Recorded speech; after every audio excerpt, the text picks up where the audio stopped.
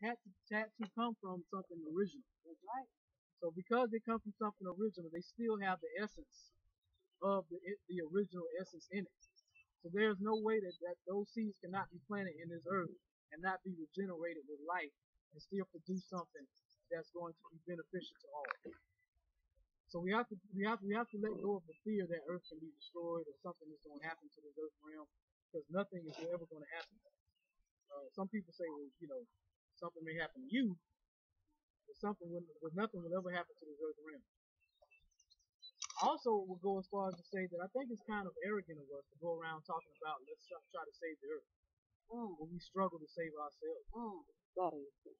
We're struggling to keep ourselves intact on a regular basis, mentally, spiritually, emotionally, physically, but yet we have the audacity to talk about trying to save the earth. Your only purpose in this space and time is to save yourself. That's right.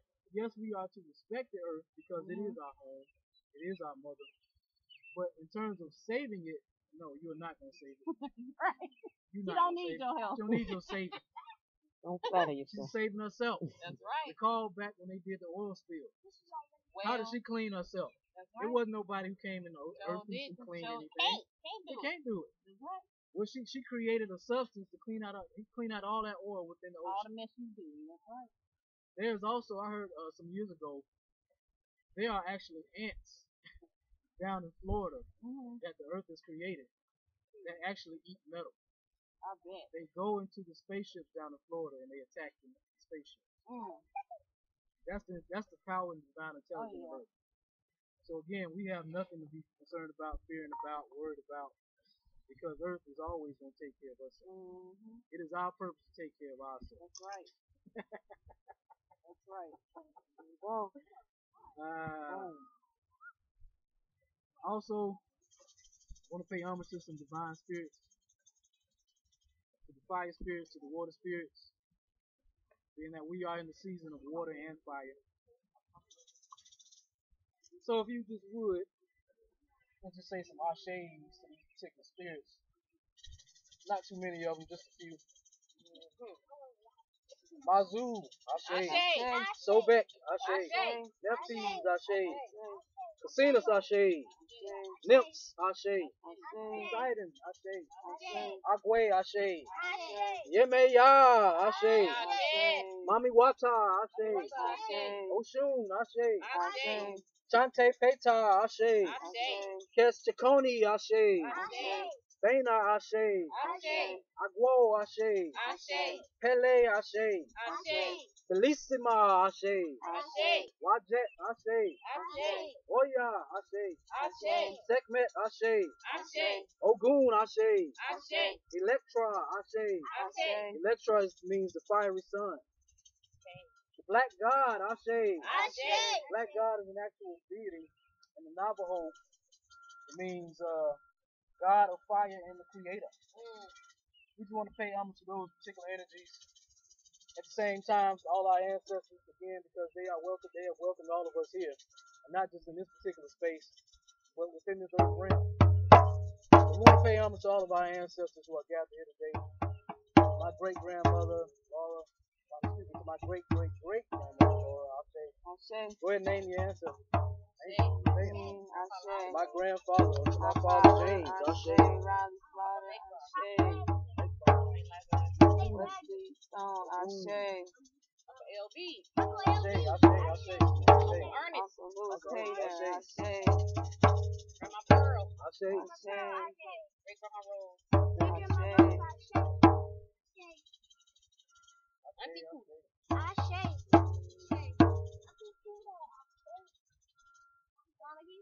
It's always very important to welcome the ancestors in our work, because again, it's not so much as a mourning of them, because we are not to mourn them, because they live right now. They live within us. As we are doing our work, as we are clearing, as we are releasing, as we are healing, they are within us. That's why you feel them walking with you. That's why you hear them speaking to you. That's why they appear in your dreams, because our ancestors are always with us. They have not died, they have only transcended and transformed to the eternal realm. our ancestors again, they and not only are the ancestors within us, but they are externally, so they are also a part of the trees. It's like they have gone. It's like they had when they was in this physical realm as we are. It's a more of a compounding, so to speak. But when they left this realm, they dispersed. The energy dispersed. So that's why they can be within us. That's why we can feel them walking with us. That's why they come to us in our dream state. That's why we can feel them when we sit in nature, because the energy has dispersed. Remember. In the same way, when they talk about in ancient Kemet, how the libraries have been destroyed. Ancient knowledge, quote unquote, has been destroyed. That is a lie. Ancient knowledge is the only thing that they did was destroy the building. What they did not realize is that when they set those buildings on fire, they simply released the energy. That's why you have to understand when we talk about the ancient world, ancient Kemet, that world does not exist in the physical realm anymore because it exists within us. That's why we are tapping into the energy that we're tapping into now. That's why we can hear. That's why we can speak. That's why we can go into these deep realms within ourselves, because that energy has transformed and ascended within us. So we never have to be concerned about any, and that goes off also into the energy of death. There is no such thing as death. Death is an illusion. Death is simply is an extension of life. Even when you think about, for example, a dead animal on the side of the road or in the forest somewhere, even that dead animal provides life. The vultures come, the maggots come, other animals may come and eat it. So in that aspect, we have to understand that there really is no death. There's only transformation.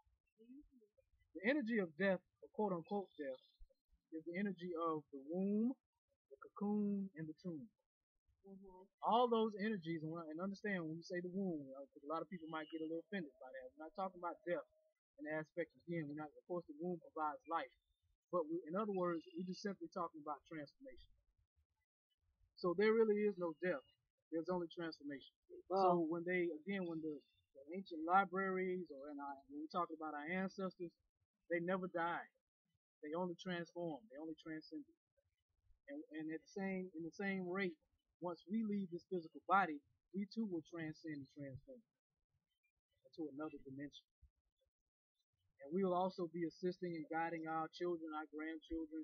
We'll also be assisting others in this realm. We'll also bring our essence and give our essence back to this earth energy. And we'll also, of course, transform into a higher energy. So that's the energy of death. There is no death, there's only life.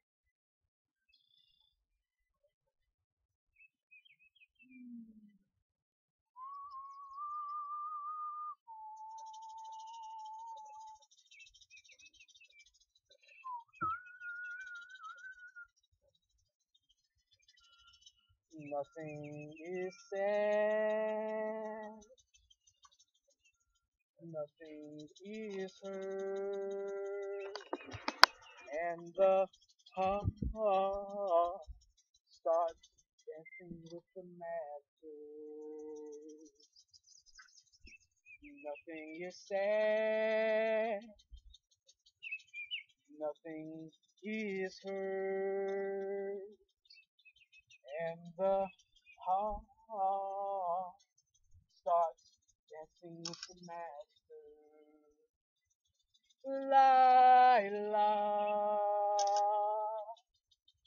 la la,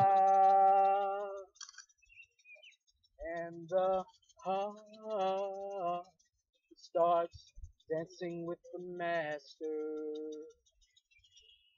Nothing is said, nothing is heard, and the heart starts dancing with the master. La la, la la, and the heart starts dancing with the master. Nothing is said, nothing is heard,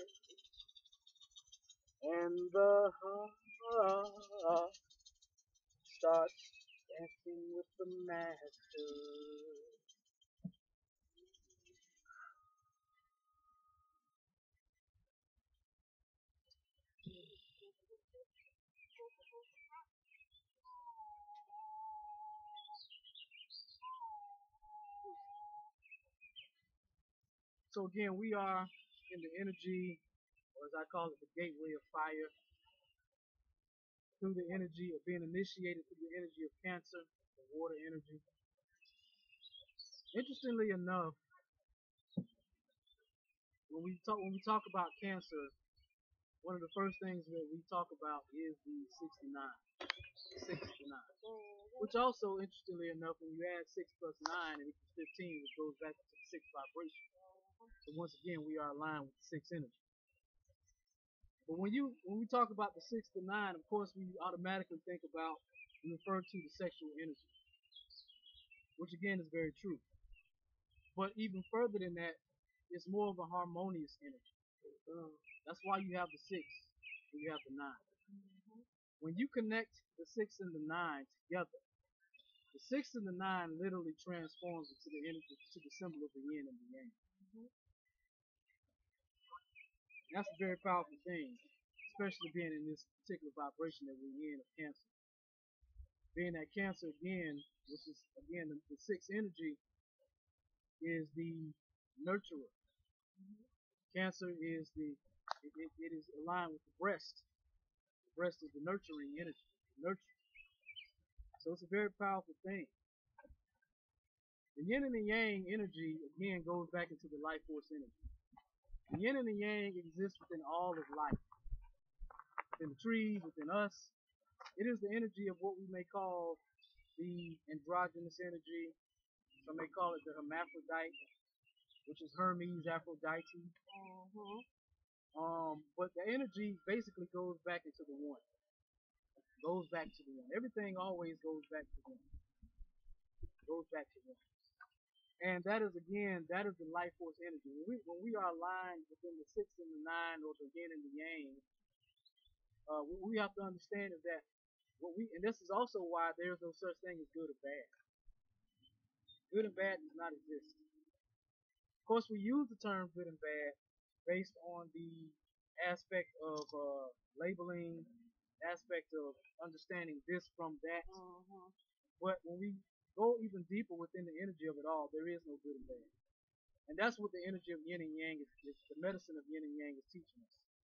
That there is no, because when you see the black side, there's the white dot within it. That's right. When you see the white side, there's the black dot within it. That simply means that energy exists within all of us. And even when we're talking about feminine energy and masculine energy, that energy life force, because again, when we talk about feminine energy, a lot of times we like to equate that solely with a woman. We're not understanding that we're not talking about the physical aspect. We're talking about an energy. When we're talking about the feminine energy, that feminine energy exists within all of life. It exists within us also, men, because that energy brought you here. You had to come through that energy. That was the gateway energy that brought you to this life force, to this particular realm. Because I like to reference movies. I love to reference movies. Going back to the movie The Never Ending Story, when Atreyo was passing through the Sphinx gates, the double Sphinx, all he was doing was passing through the life force energy. That's why they said, be confident. You cannot be afraid passing through that life force energy, or else you will not make it. Fear will destroy you passing through the life force energy. In order to pass through that life force energy, you must be confident. You must be in full awareness and understanding of who you are. The trail, the path, the energy, the journey.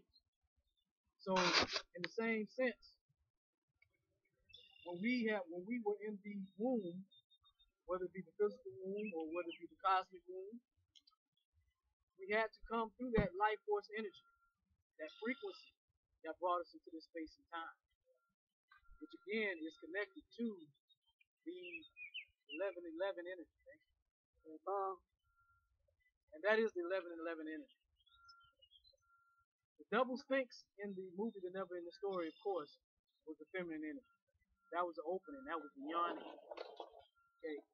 When he passed through, he he was on the dark side, which was in the womb. When he passed through, he came into the light. Because if you remember again, the next, because he had to go into the southern gates to his next quest. And those southern gates also, he had to, and at the southern gates, they said is where he had to face his true self. You have to face your true self when you go to the southern gates. And the southern gates is something what I call the southern gates of your soul.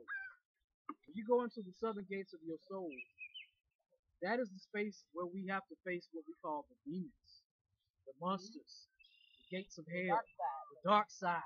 What you desire the most. Yes.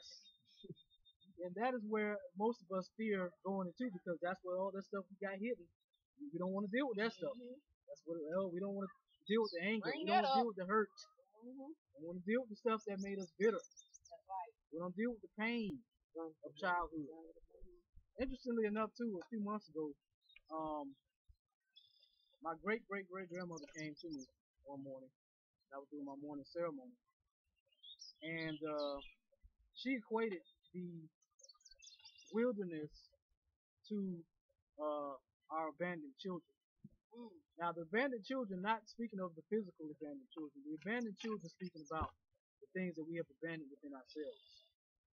The issues, the anger, the pain, the hurt. We have abandoned our children because we don't want to face it. We don't want to deal with it. We don't want to heal it. It's too hard. It's too difficult. And because of that perception, we abandon our children.